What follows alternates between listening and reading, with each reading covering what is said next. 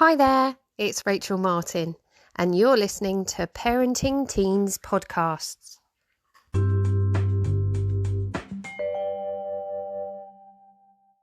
So, welcome to another Parenting Teen podcast. Thanks ever so much for coming to listen to this one. Today, we're really lucky. I've got Sarah Davies, who's an English tutor and examiner, I found out as well, and has a tutoring group of Sarah Teaches GCSE English on Instagram, where you teach teenagers. I guess the first thing is, do you want to give a bit of an intro of who you are and what you do and all that cool stuff? Yeah, sure. So, yeah, I'm Sarah. I've been a teacher and a tutor for 10 years. I'm a dyslexic specialist. I would consider myself a behaviour expert, really, for teenagers. I'm an animal lover, all round kind of just free, loving, kind of open-minded woman. I do one-to-one work, small group work, and I'm a GCSE English teacher at a local college in East Sussex. I also help train new teachers on our PGCE programme. And like you mentioned at the beginning, I'm an examiner for AQA and EdExcel since they released the new 9-to-1 exam board, which was in 2016. For That's a sure. lot of stuff to be doing. You should be about 65, not lovely age of 31. wow. Yeah, magic, absolutely magic. So I guess a question from a parent's perspective is, you motivate teens in an area that they're struggling with. When you do your tutoring and stuff, they obviously come you to move their grades and stuff, and that is almost a bit impossible to try and motivate them to do stuff, especially when it's not their strong point. So is there anything that you can share for parents that may well help them to help their team? Yeah, so a lot of my parents will ask, how do I get them to read more, or how do I get them to do work outside of school? They don't want to do it. So first thing I would say, read with them, but in a really different way. So if I explain that, I really mean ask them what they want to read. It doesn't matter what it is. The most important thing is that they've picked it up and they're giving it a go. Yeah, When I say read with a teenager, I mean say, oh, okay, I'll read that as well, but maybe I'm going to read like chapter 1 or chapter 2 and I'll tell you what it's about, and then you can read 3 and 4 and you tell me what it's about. So it becomes more like a collaborative thing rather than, have you read your book, or what are you reading, and kind of that forcing and buying them books that you think they'll want but actually they really don't. And I think, you know, it has to come from asking them, what do you actually want? Like, what actually bothers you? There's no set. You don't have to read umpteen novels, really, to engage in reading or discover anything new. I think, really, again, parents might say, you know, how do I get them to kind of tell me what they're doing with school, or how do I help them with their schoolwork? And I would say for GCSE English, the biggest skill is that you have to infer things. And I would say one of the biggest gaps I see is either in vocabulary and accessing vocabulary, what do words actually mean and imply, or understanding what somebody is connotating rather than what they're actually saying. So if they're watching something, maybe it's, I don't know, the news, God forbid, or they're reading something, or they hear somebody say something on the radio, a parent could just say, oh, what do you think they meant by that? Or what do they maybe suggest? I don't really understand. And I think teenagers love it, from my experience, when you don't know something and they have to try and explain it to you. They don't want to be seen as the idiot or the person that doesn't know everything. I certainly didn't as a teenager. I knew everything at 16, like literally everything. And I think everyone should have listened to me. And I think, as you know, if we can reflect on how we actually felt as teenagers, it was, for me anyway, that I was generally either judged or belittled, or I didn't know enough to share it, and everyone knew more than me, especially an adult. So I love learning from my students, and I will say to them at the beginning of the year, I'm here to teach you English, but you will teach me more than you could possibly imagine. And they do every year. They teach me things like compassion or empathy or patience. They really teach me patience.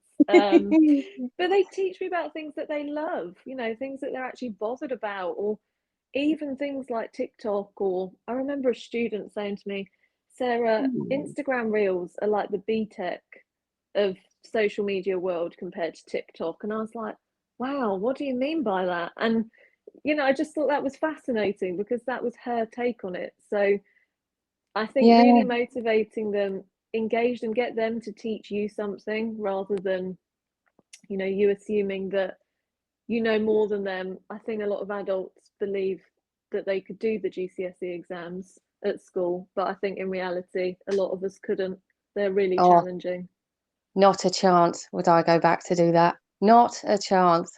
Mm, So you said there as well, interestingly, about how one of your students said about Instagram Reels and, you know, young people being into TikTok and all this kind of stuff. I can't have a teacher, tutor here without bringing up the online learning kind of side of things. And it's obviously had a massive impact recently with lots of children doing online mm, learning and things like that. And I kind of feel from a counsellor point of view, it's got a bit of a bad rep, anything online.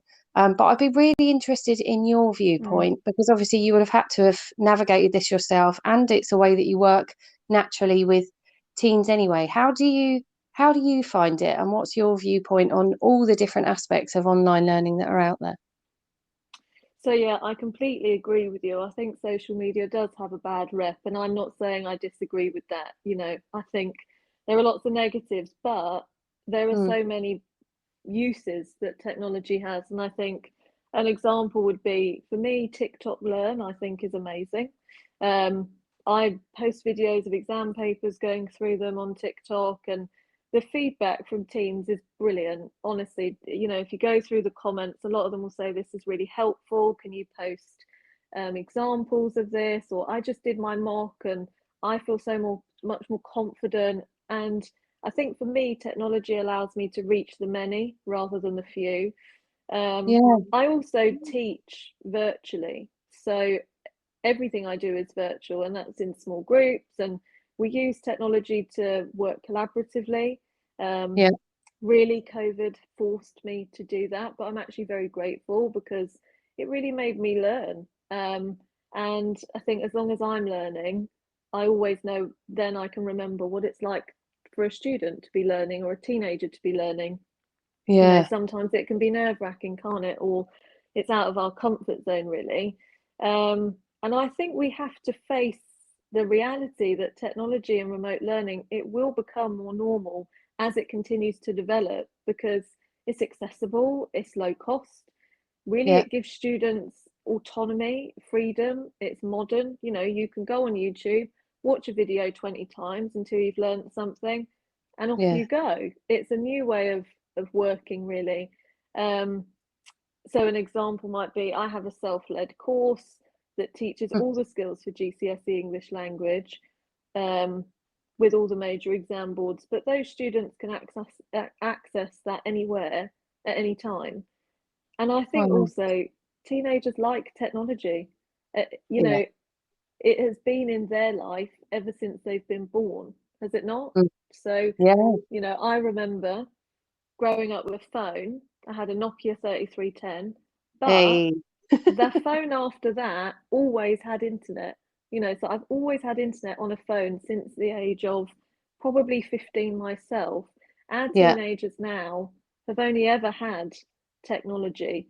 Um, and I think yeah, we've really got to embrace it rather than um, you know, reject it, really to engage with them because it is a part of their life, whether we like it or not. I do think it comes down to the individual to develop healthy boundaries and a healthy relationship yeah, with technology. And I know that's really, really challenging.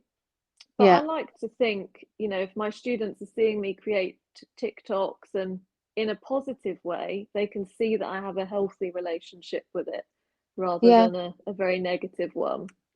Well, So and yeah, that's I'd even say, possible. Yeah, I think that's a really good point. And so I have to because I know I'm going to get asked. TikTok Learn. mm. You what? You what? What? What is What's it? that? Yeah, what's So that? TikTok Learn is just videos, they post anything for you to learn. So from, like cooking skills to cleaning things to learning Chinese, for example, or coming on and doing a live English lesson, literally anything I think you can learn on TikTok Learn now. Oh wow. Yeah. So is it like a separate an hashtag, or is it a separate arm on Yes, TikTok? yeah, hashtag TikTok Learn or No way. TikTok Study, all of those kind of things are really generated towards you learning. And if you look at some of TikTok's advertising material, they Yeah, will have things about learning. TikTok for me is very raw and organic. yeah, Instagram is very polished. yeah. So, I completely agree in the sense that if we use it the right way and embrace it properly, yeah, the amount of stuff you can find online, there is the good and the bad, but mm, actually that's the same with parenting. It wasn't so long ago you could pick up a newspaper off the table and turn to page 3, and you would have seen things you might not have wanted your teen to see either. It's just oh a yeah, different of medium course. and a different Mm. way. Yeah. So, and your online course, you said it was self-led.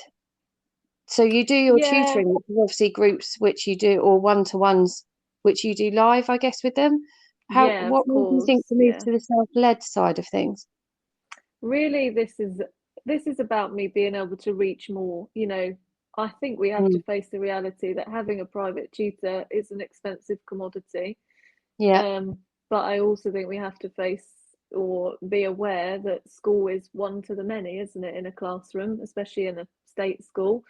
yeah, Um, and for me, I think there is a pandemic of anxiety, of mm, depression, of fear among teenagers, and school mm, is actually not the place to be or the most accessible place for every teenager to go to. I work with home educated students, I work with very anxious students, um, and that virtual kind of environment removes some of that. They can be in the comfort of their own home.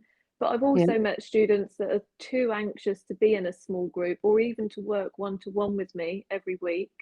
And yeah, so a self led course has really been born out of that. So they can have the teaching, they can have the expertise. Bottom yeah, line is it's a fraction of the cost, so it's more accessible to yeah, most people.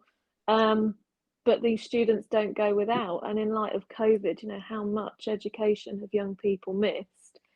And yeah, how do I, as an educator, enable them to catch up at an affordable rate for parents? How do I do my job to the many rather than just teaching to the few?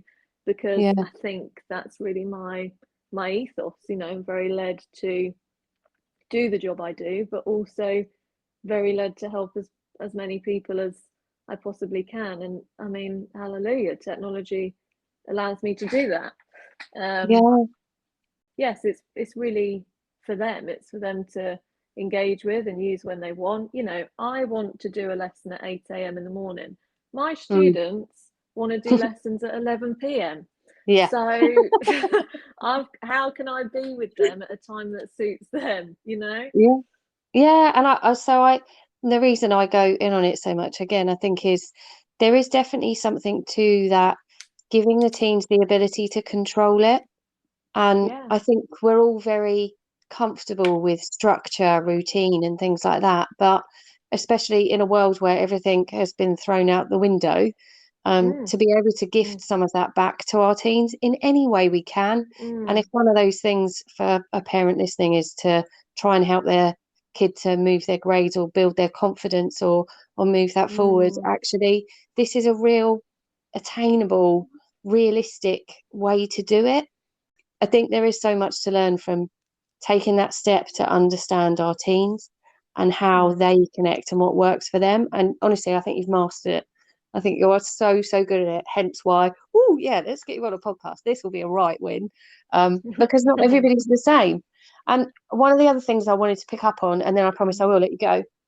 So, a lot of the things that I hear from teens and that parents probably do hear in feedback as well is that so if a kid goes to school and they have a teacher that they dislike, mm. that subject becomes a write-off. The whole thing. It doesn't Yeah. matter if they really enjoyed it or not. If they don't connect with that teacher, that's it, done. You do seem to strike this balance right.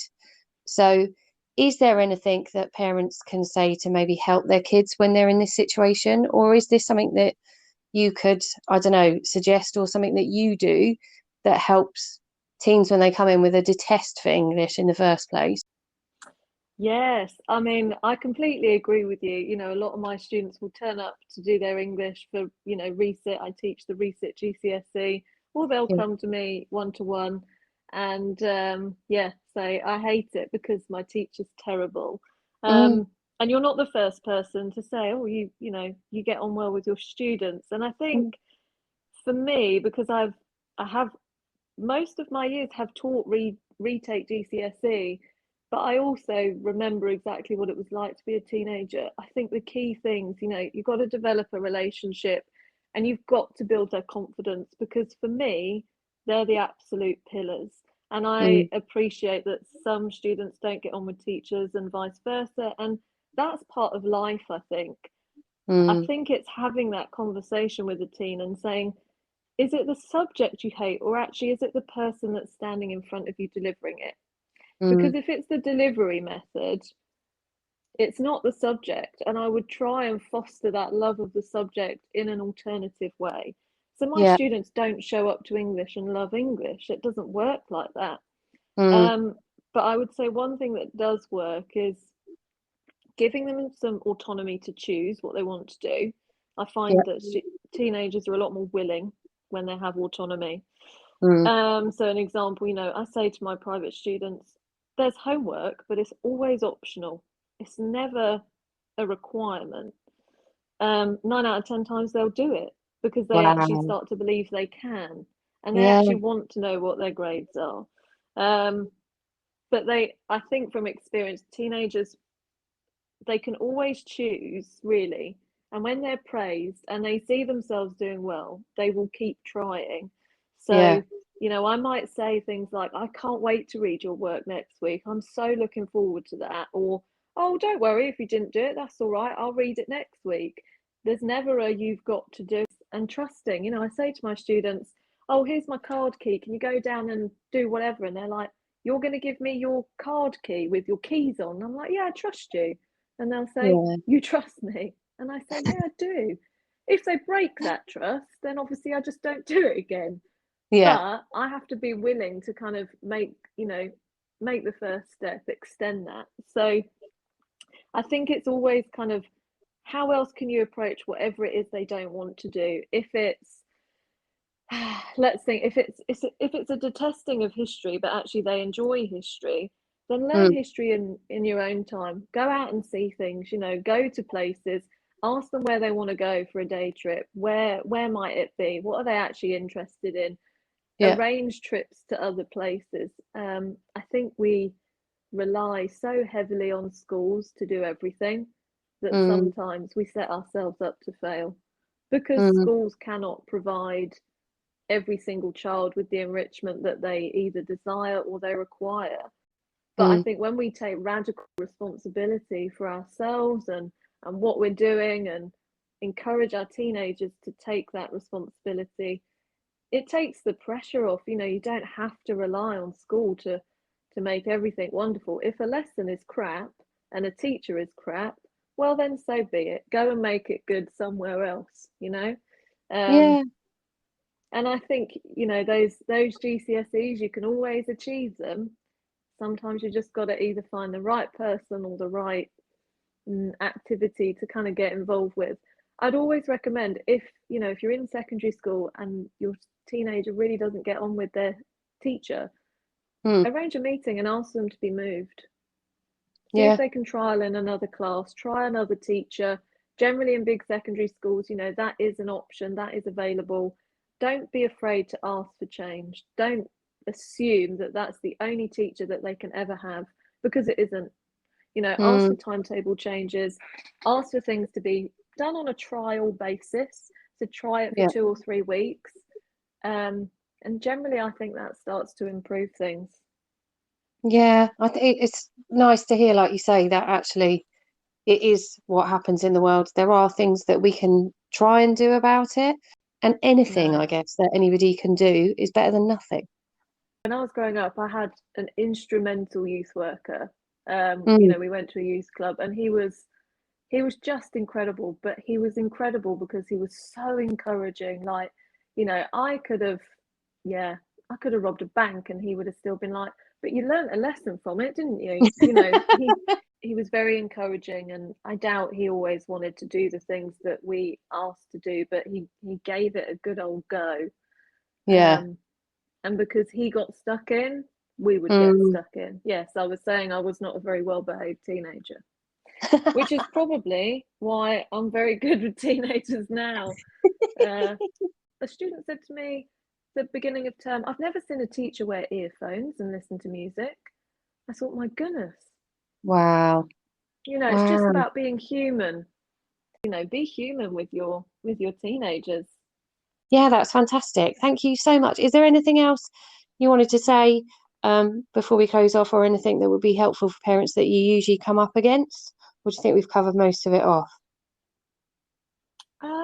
I think we've probably covered most of it. I think if if the parent is concerned about their teenager at school maybe not having enough support, you know, Yeah, reach out and ask me in terms of access arrangements and tips, you know, things to kind of ask for, things to say. That's definitely a common question I get from parents. You know, my teenager is anxious at school. What yeah, can school do? They're very anxious when they have exams. You know, I have a student that actually, at the mention of assessment, she'll be physically sick. So oh, at the moment, I'm helping her school put things in place, like having a separate room and having a prompt and breathing techniques. So all of these things that actually are nothing to do with learning, but are about managing um, those kind of feelings that come up around the most stressful times of school. So yes, yeah, access arrangements and having that slightly more individualized approach is definitely something worth reaching out for if you want to chat further, or talking to your Senko at your school, you know, if your teenager is in school. Yeah. yeah. No, fantastic. And again, it's one of those things as a parent, you don't have to do all this alone. There are quicker ways to get support and help if people are willing to reach out and ask the question. So that's a Mm. really helpful offer. Thank you ever so much for that. I You're will put welcome. all of your details. I'll find your TikTok learn arm as well, because I was just going to put your Instagram, but I'm definitely putting your So TikTok on there now too. So I'll add all of that on anyway. And then anybody can get any of the information from you. Obviously, that'll be across my yeah, Facebook and Insta. But thank you very much for your time. you're Fantastic. so welcome. Thanks for listening to this podcast. I hope you found it enjoyable and maybe a little bit helpful. Please make sure you click subscribe if you don't want to miss any more of the up and coming episodes. And if you've got any comments or any advice you'd like to share, please just drop me a message. I always love to hear from anybody. I'm a teen counsellor and I help out teens with any issues that they're facing. It can be a difficult time, so if I can be of any use, please make sure you get in touch. There's lots of different ways that you can help to make your life and family a happier place to be. I hope you have an excellent day.